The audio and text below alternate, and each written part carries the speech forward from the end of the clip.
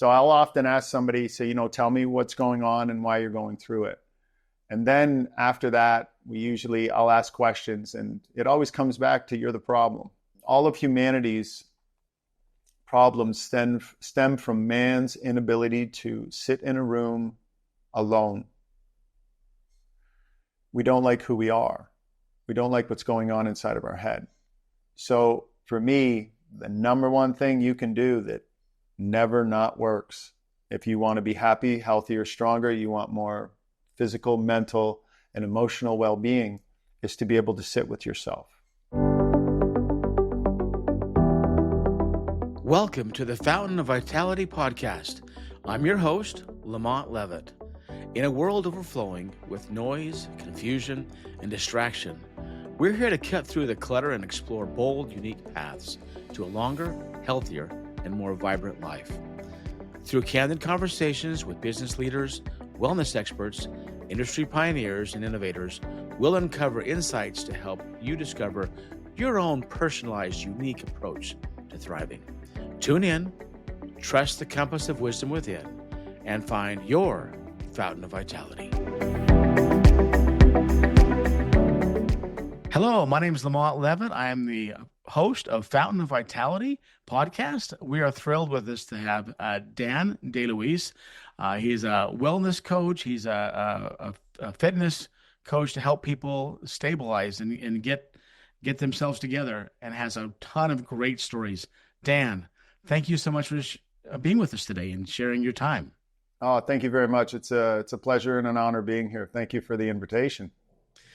Love to just start out a little bit about kind of your history that you want to share.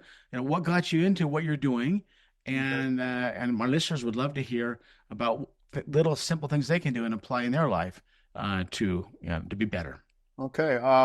My journey into wellness started probably about, say, 25 years ago. I had a spine injury, so I ended up in bed for a couple of years, heavily medicated.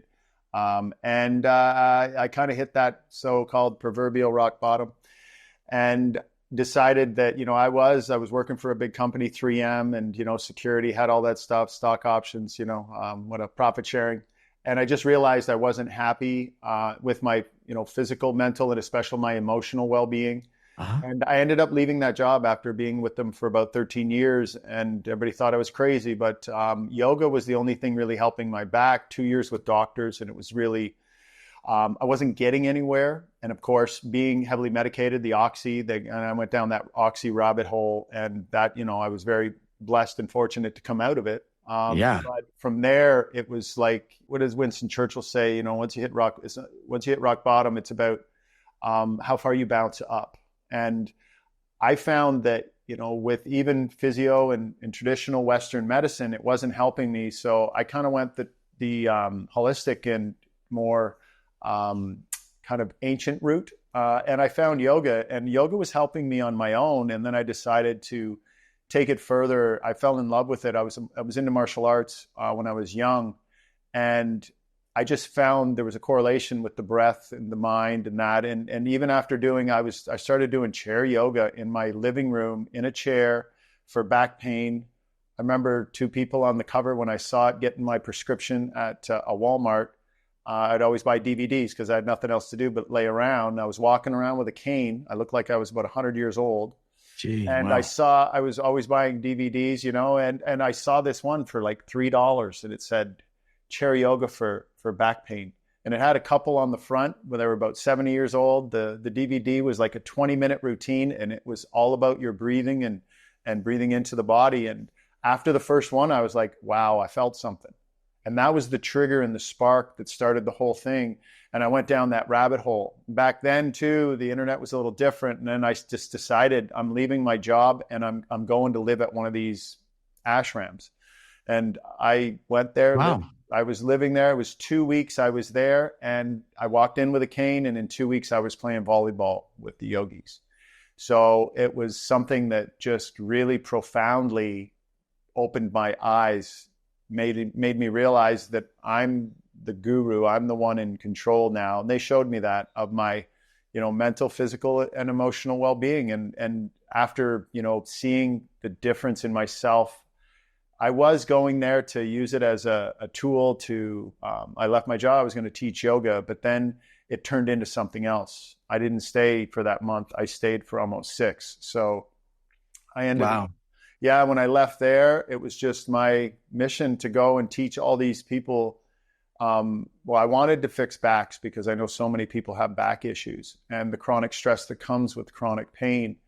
And after I left, things kind of blew up for me here where I lived. I was in Acapulco. I had a center down there. I moved to Mexico, but the cartels and everything got a little crazy. I actually had a job as the right-hand man for the chief of police for Transito, the traffic police. And I started seeing things, and it just turned into a thing that wasn't, how would you say, congruent, running along with my ideals. So I ended up leaving there, coming back home, and the yoga back here where I live in Canada, nobody came, and then everybody started coming. And then I taught yoga for about 10 years, got married 10 years ago, found my beautiful wife, Tan, and she was kind of running alongside the same things I was doing. She was working for the government. And then, we had a dream, both had a dream of having a retreat center. And we kind of, 10 years later, we have one here. And now I have all the, the folks that I work with, the celebrities and the elite athletes. They come here now for training. I even have coaching staff for football team from the US come up here and training. So I found Wim Hof about 10 years ago. Everybody knows he's the Iceman. I ran around the planet climbing mountains in my shorts, doing all these crazy feats of just craziness. Actually, if Wim's, he's fun. He's our spirit animal, with the Wim Hof stuff that we were doing. But it was quite an adventure. I met a lot of people along the way, traveling the world. And I started doing retreats in India to Brazil. And I was very lucky to blow up on Instagram. My Instagram went really viral, and that was interesting because I didn't know what to do with it. But then I just kept, posting and getting all these views and these people, and I got up to almost like 400 and some thousand people. And then, celebrities and sports athlete, people in very, started contacting me. And I started working with Gabe Velarde from the LA Kings. And he told me during COVID, he says, you have to continue to do this. So it was about during COVID, I realized that I wanted to go into just helping people and coaching. So I work with RBC, the big bank here. I've been their performance coach for their leadership. That's all their CEOs. Worked with Hexo, a lot of big companies that I've worked with, that I work with still now. A lot of I had an AI company, Department of Defense company just came here, sent their team, and I do stress reduction, especially at the corporate level. I love doing that. I love helping people. My whole idea in the corporate world is we have capabilities, but do we have capacity? We can be a good CEO, but do we have the capacity to still be a good father, husband, friend, and all of that? So, it led me up to the point where, eyes got on me, of course, in the media. And I've been on, I was fortunate enough to be in reality shows and all this kind of stuff, and meeting a lot of celebrities, working with them. And it's just kind of blown up, and it's been fun ride. What a fun ride. Yeah, it's been fun. That's for sure. Adventurous. How do you, if you would mind sharing a story or two with us, when someone hits rock bottom, what are some of your methodologies of how you get them going again at the personal level, at the relationship level, and the career as well? And balancing, keeping all those plates juggled. What's your strategy? Yeah, often I hear I'm stuck. People are stuck. They get in their own way that isn't serving them anymore. And, the example is a CEO that I worked with, and he contacted me, seeing what I do and seeing kind of that I help people. People ask me, what do you do? And I'm like, oh God, how do I answer this quickly? I help people feel better. So when I do trauma release. That's one of the biggest things I do. And I only do one person a week here that comes in, whether they fly in or do whatever, they're in the area. Some people come from Toronto, Montreal, but it's a very specific thing that I do with anybody, whether it's performance coaching with a group, with CEOs individually, but it always comes back to being stuck in the stories that you're telling yourself. And that's the domestication and the programs that we were all given when we were, being trained to live in this world. And a lot of it's always, I'm not enough. We need more. So one of the CEOs, very, super, super wealthy, private jets, that kind of thing, flying on his private jets, pretty cool. But, when I sit down with these guys, I often call them divas, and my approach and my method is truth. So I'll often ask somebody, say, tell me what's going on and why you're going through it. And then after that, I'll ask questions, and it always comes back to, you're the problem. It's not everybody else. And, for this person that was, had a lot, of money, a lot of means, it was always about more money, more jets, more women, more parties, more dinners. And it was never making him happy. And it really always goes back to the same thing when I have that first initial talk with them, is that we really believe that we're not enough. We need to always have more. And we're always chasing in the future.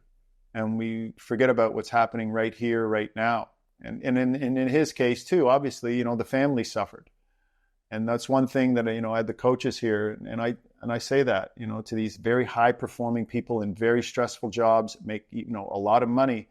I always say, you have capabilities, but do you have capacity? Do you have the capacity to, let some of the pressure off the valve? And that one rich fellow I was working with, he just pressure built and built and built. And he never had what I call the to-be list. He had a to-do list that was never shrinking. Enormous. But he didn't have a to-be list. And I explained to him, it's to be truthful, to be yourself, to come back home. And, people always give me the excuses of why everybody else is the reason why they're going through this. It's never them. It's your choice to be there. But when we go back, usually we figure it out. So, with him, we decided to go away. We were in another country. I wanted to get him away from, the environment that was causing this stress in the first place. So, I always tell people that your story matters when you tell the truth, but the old stories don't matter, because those are the programs that are running that you think who you are. And when we sit down with ourselves and we finally learn who we are again, it's very freeing. And then after that, obviously, that opens the door when somebody does tell the truth and they open up. And a lot of men, I always say the most powerful thing a man can do is first reach out and say, I need help. The second most powerful thing is that when he goes for that help, he tells the person that's helping them or himself, he's telling the truth. Then after that, we go into a very specific breathing exercise that I designed that, of course, I've never seen somebody not just absolutely have a massive cathartic release. And then I go in and do some manual jaw stuff, because we hold a lot of the stuff in here. And that usually produces an emotional release that is so profound. We hold a lot of our anger and stuff in the jaw. We hold it there, and we hold it in our hips. They say the body holds the score. And then after that, I'll take them into a sauna, cold bath, ice bathing. I teach it the way I teach the special forces. So it's a very powerful self-awareness tool that can create resiliency. And what I want people to do is I want them to feel something else than the pain they're feeling from believing in all those stories, and getting out of their head and getting into their body. So the body has a lot of wisdom, but we don't know where the body is. So that's kind of the way that I do the trauma release. If you want do you want a really cool story? Yeah, I'd love anything. This is how I got into the football world. So a big coach, big deal guy, his friend, an artist, reached out and said, he loves your stuff. He's going through some things. He loves your content. Would you talk to him? And I said, for sure. And I looked him up and went, holy shit. So then we sat down, we did a breath work, and he turned around, wrote a manifesto to the team, and they went undefeated. And, I'd never heard anything from him for a little bit. And then at the end of the season, he said, I'd like to do personal work. So, he came in, we met, did the work, and, had massive releases, cathartic releases. And then he goes, well, we have to do this with a kid on my team who's really struggling, and he reached out to him, told him, he says, would you be willing to do this? And right away, Davin said yes.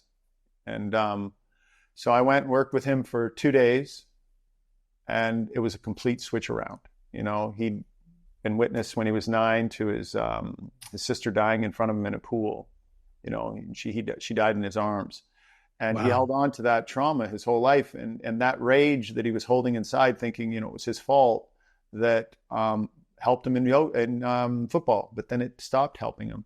But the crazy thing is that when he sent the text, that night, Davin was in the garage and his car wouldn't start and he was going to take his own life.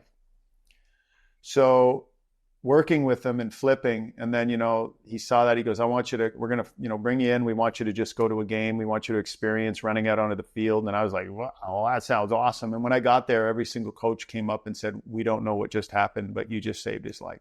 This kid is, and then ESPN grabbed it.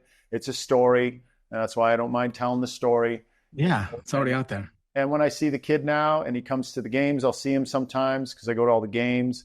And or just when I see him, we'll get on a call and the big smile on his face, just, and that's one of the stories that just makes me feel good. And then, the coach said, he goes, come in for the game. And this is where it kind of gets interesting.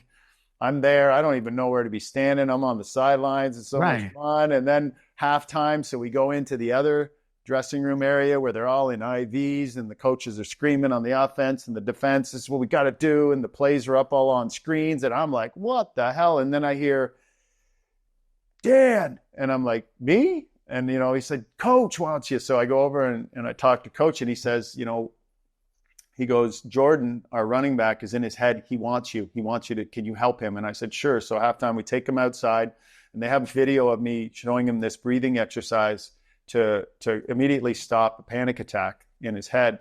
And all of a sudden he's like, oh, I'm good. And he went out and scored 2 touchdowns and we came from behind to win the game. So, Coach reached out and he goes, Dan, we'd like to have you at every game. And I said, I'll come to every game. Because it's an experience. For me, it's an experience, Yeah. I'm not working for them or anything. I just get to go and experience it. And I've been there now 2 years and I continue to just work, have fun with the kids. And, I'm meeting a lot of very interesting people at these games. So, the connections, the football world is such a beautiful place to see people be given a chance, especially young kids that, don't have anything, have a chance to use football. And football is a huge part of, the American culture. And I've really opened my eyes. I loved football. I liked football before. I was a Dallas fan, Back in the day, I was born in the 70s. So, Roger Starbuck and all this. And then, I got up in front of the team when they gave me a shirt and all this stuff in the team meeting. And I was like, guys, I like football, but now I love it. So it's been a real amazing, been an amazing story. And now I have, a guy that was in the NFL was just here, rented the place for 4 days. We did training, trauma release. And so it's been such an amazing journey, blessing of meeting Coach Dorn and imagine being in a culture of football where they have somebody, and I'm good friends with the coach now. And I just want to help the kids, and give them, tools to move on, especially after football, if they don't make the NFL, so that they can then use these tools to navigate through life, so Dan, I think it's important. That's so important because a lot of these kids, they have to learn how to be. You talked about not just do it the to-do list, but how to be. And, for the kid that finishes college, can't make it to the pros, whatever, if he can settle on who he is and what he's going to be, that won't become, he'll be able to deal with it easier, I would think. Yeah, well, it's the identity thing. I've worked with also pro athletes coming out of the NHL and that, and they're depressed. They don't have that identity anymore. And I explained to them that, you can continue with it. You see a lot of guys become announcers or scouts, and they get back into it. You see that a lot with the football too. Yeah, but the kids that like you said, to be yourself, to be you weren't a football player when you were born. You just had an innate, beautiful talent that took you. But now you can search for something else that can give you that feeling, that feeling of purpose and the feeling of passion. I think to have that, every human needs a purpose They need goals, or you're just not being human. So yeah, that's a big Yeah. part of it. So college and NFL, you've done a lot with football. I can see your passion for that there. In the what would you say are the top three challenges a football player has where they're just physically gifted and they are, amazing, and that's how they got there, but they maybe haven't had all the learning on how to be. How do you target a sports athlete to take to the next level? Well, when they get to a certain level where the talent pool is a lot thicker, and I call it the bottleneck. They're here and this is the bottom of the bottle, and they're just running in circles, and then it starts to get a little tighter and tighter and tighter, and then we get to a place where the ego can fuel you in a good way, or it could not, because and I explain in sports psychology, which I've studied also, where, and I talk with quarterbacks or goalies in the NHL or anything, I'll say, when you let a goal in, or you throw a pick, or you have a bad play, you make a mistake. One of the most powerful things you can do is let it go. But if you don't, and I explain to them, in a scientific way, is that your brain has a part in your brain called the cerebellum, and it's 10% of your brain, but it's 50% of the neurons. Okay, and when you're firing all cylinders, that thing is firing. You're using all your capabilities. What happens when we throw a pick or we make a bad play or something? It's the negative thoughts. And as soon as you have a negative thought, am I going to throw another pick? Oh my God, did we just lose the game because of that? Did I let another goal in? That slows down the cerebellum. This is where you see a team that scores and starts to go up like this. We call it adrenaline momentum also. The chemistry changes. You get adrenaline momentum when you get scored on. If the team starts to collectively get into a negative space, you watch them go down.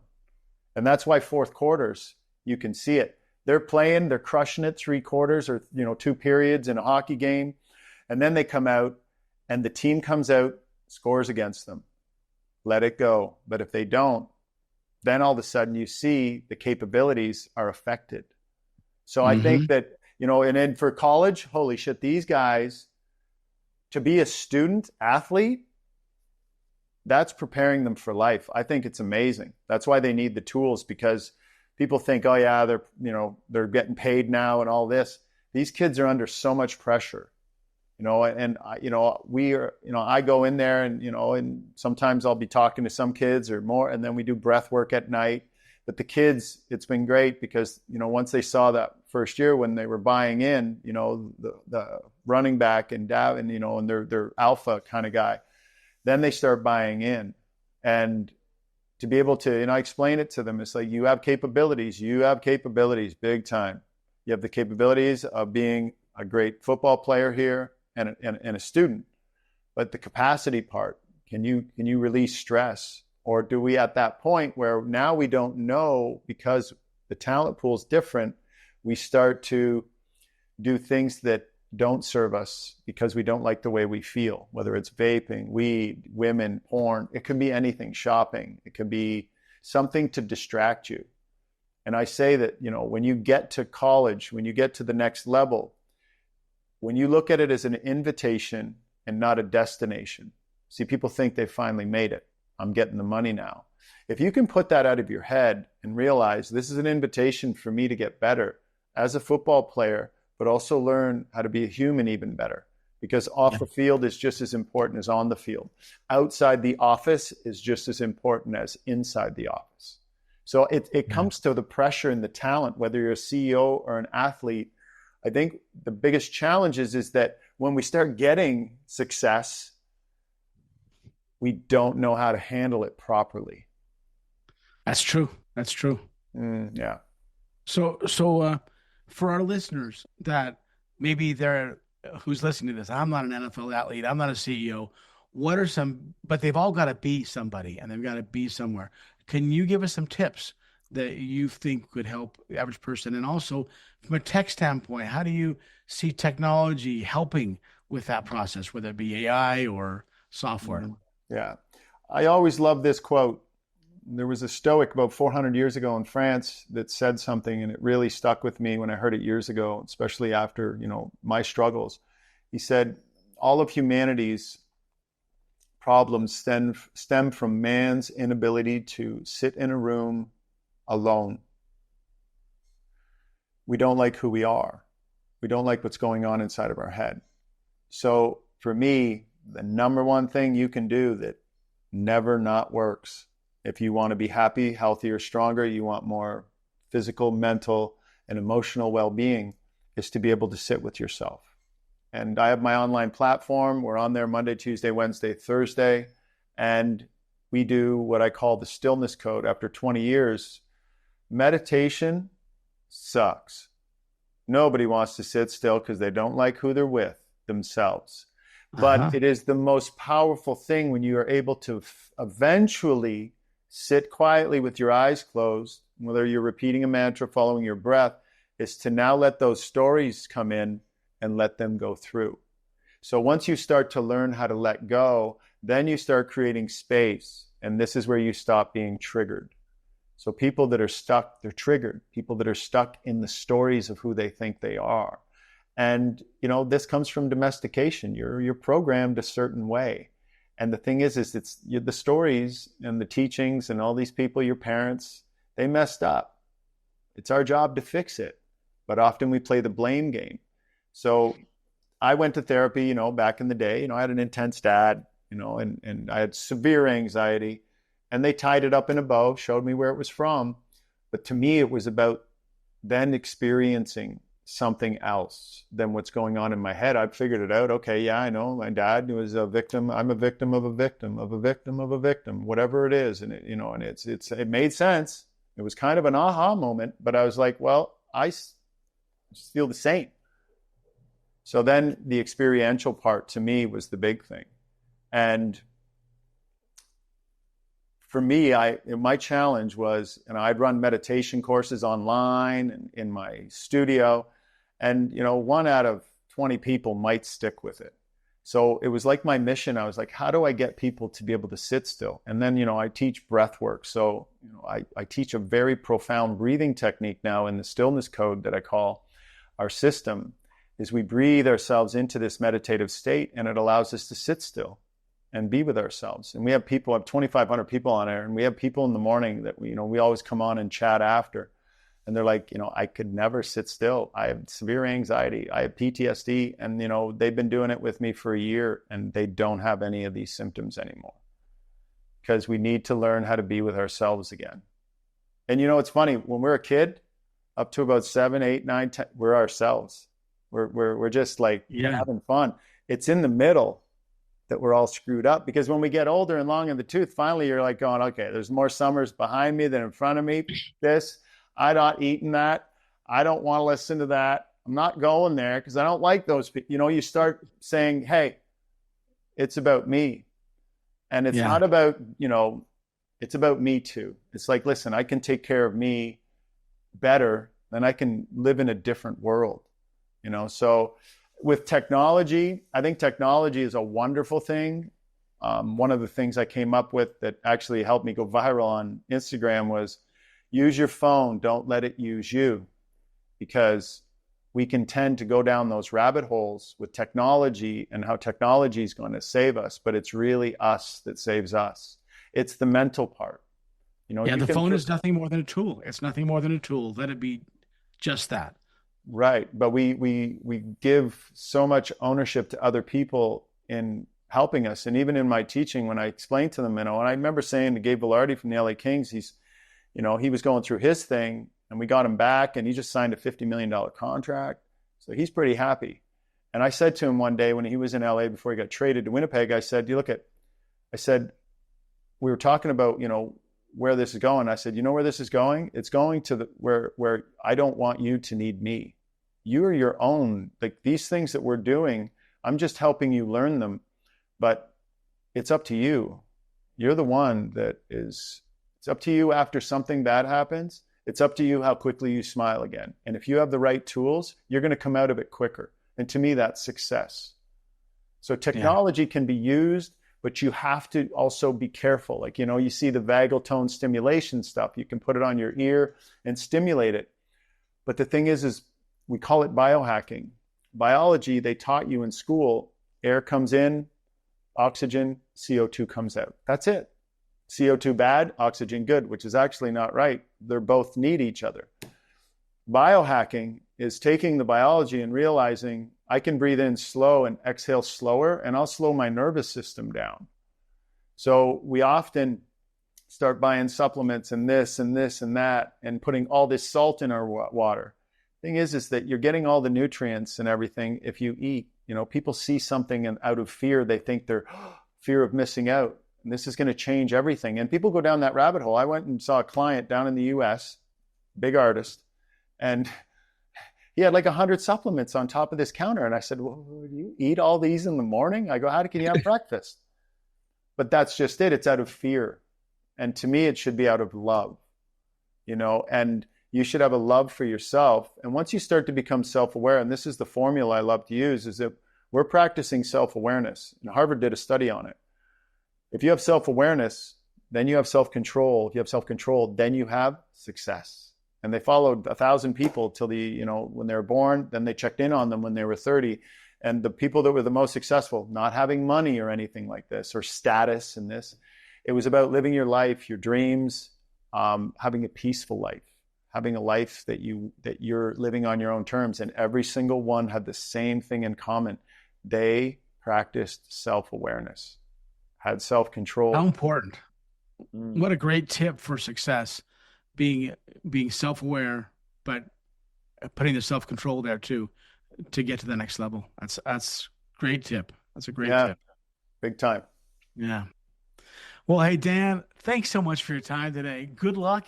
And I'm glad you can be out there in the world and blessing people's lives and making a difference and talking people off the ledge when they just don't know how to find themselves. Thanks for all you do. If you wouldn't mind, if someone wants to get a hold of you, give us your socials, any future stuff you got coming up. Share that with our listeners if you would. I post a lot on Instagram, so it's Dan, DAN _ DELUIS. Also with the same thing on TikTok. You can find me Dan Deouise Wellness on my YouTube channel. Also, I'll send you the links and you can put them in the whatever when you put them in the shined up podcast. Yeah. I'll give you the links because I do have it's on the school platform, SKOOL, school.com. You can go there and just search me out, which is the Abundance Breath Club. And that's a place where, you come on, 7-day free trial, just hang out with us and check out what we do and see if you feel better after a week. But I also have a t-shirt company. Oh, nice. I got to pay for the vegetables, man. So this is what truly made me go viral. At the end of a thing, I said, always remember, protect your peace. And this is the thing. One of my philosophies is you got to choose peace. You don't find it, you choose it. And once you've chosen it, then you can protect it. So I'll send you the link on that. It's called the Pop Clothing. And I got great shirt. I love it. Stuff out there. Thanks, man. I appreciate that. Love it. All right, man. Okay. Hey, take care, Dan. Good luck to you. Thanks again. All right. Thank you for tuning in to the Fountain of Vitality podcast. Head to fountainofvitality.com for more episodes, insights, and resources. Remember, your health is yours to own. Take charge, focus on what you can control, and keep exploring what works for you.